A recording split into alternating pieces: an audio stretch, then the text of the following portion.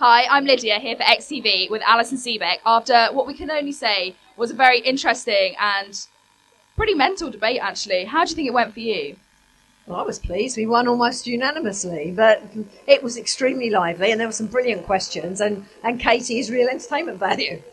I think entertainment value is sort of what we go for when we invite Katie to come and speak. Did you get annoyed by the debate not really staying on topic? I saw that you brought it back to the debate quite a few times. No. I mean, Katie's here to stir it up, and she stirred it up brilliantly, and it's my job to bring it back. And actually, let's focus on the proposition, guys. So it was fine. Well, at least she likes your name. I mean, you've got a nice, sensible name. I'm sure she's very pleased. No, I'm not named after a place, so it's absolutely fine, yes. Yes, indeed. Were you expecting such a good result? No, I wasn't actually, because obviously the first vote was really very, very close. In fact, I think the abstentions won. So hopefully the argument was strong enough, and that was the reason why at the end we had such an overwhelming victory. Do you think it's interesting that Margaret Thatcher has such a holding on our sort of national memory of the recent past, and yet we, as people, the younger generation, have this image of her, and yet we didn't experience any of it for ourselves? So it's quite a different approach that I think we have, and yet we hold the views of our parents. So do you think that's changing as it becomes a historical topic, or do you think that will sort of stay as the national norm?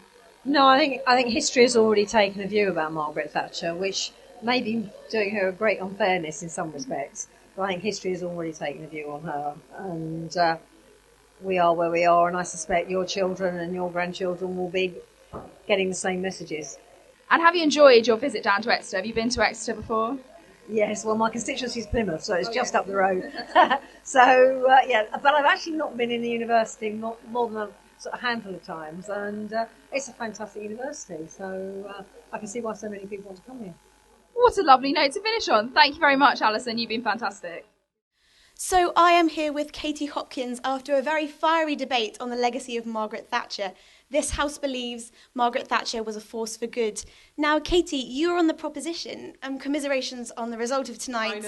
I know. But you obviously got the audience very, very into the debate, which is a fantastic thing. Yes. How do you think the debate went? Well, firstly, I'm really excited that DebSoc has managed to achieve the numbers that it's achieved this term. I think that's really fantastic, and also really admirable on the point of students that they come up to campus, as I would think it's quite late at night. I don't think you guys think it's late at night, and actually join in that way. So for me, that's the massive positive on all of this stuff. And the more numbers you get, of course, the better guests you're going to get as you go along. So for me, it's all good news for DebSoc, and I really enjoyed the debate. I love Thatcher. She's my ultimate all-time icon. I would have bought her dresses if I could have. So, I love her to bits. So I was really, really pleased to join in. What is it about Margaret Thatcher that particularly you admire? Critically, the tan tights. It's very important. Margaret Thatcher wore tan tights at all times. And if ever I get... I know, despite all indicators to the contrary, I get quite a lot of marriage proposals. And so I frighten people off by letting them know that I wear tan tights and ultra high-waisted tan tights. And so that's kind of my first inspiration for loving Thatcher. I think because she was a conviction politician, she really believed what she was doing. And she wasn't a follower.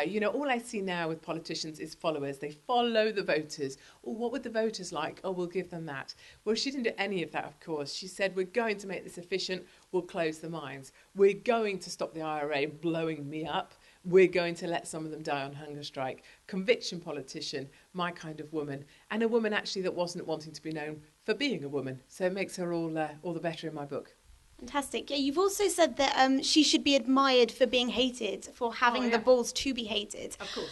Other people might say that being hated isn't necessarily a force for good. What would you say to counter that? Thatcher would never have wanted people that hated her in her life. She always said, I do not want forgiveness from them when I go to the grave. And so it happened to be, even after she died, her detractors were still happy to detract from her. The trade union conference, they had mugs saying, I still hate Thatcher. And I think that's a really positive thing. She manned up and said, I don't want them to change. She wasn't bothered by the fact people hated her, and she didn't let it detract from the fact she believed she had this calling to get this society back on track. And I think that's really admirable. And I question people today to see whether they really could tolerate even a basic level of people being not that kind to them. And when I see things on social media and see what happens to young people on social media when they receive some kind of aggression back at them, I see that not many people are going to have the sort of tolerance levels that she had. And having been the biggest bitch in Britain, and now I think the most hated woman in Britain, and I think I won the Dick of the Year the other day, or maybe came second behind Putin on the last leg. So I know where I stand, and I'm quite happy with that. People have said that privatisation encourages selfishness and materialistic culture. However, you said that privatisation is about a sense of self-worth. How would you tread the line between those two things? I see nothing wrong with being materialistic. I see nothing wrong with rich and poor. I see nothing wrong with inequality. Because after all, if you make the rich poorer, then the poor will get poorer as well. So I think, if we look at this from just a purely supply and demand basis, we have to recognise that the market is the ultimate decider in terms of who gets what. I think freeing up the markets, privatisation was a great thing. It put control back in the hands of the average man and woman sat on their sofa in their council house.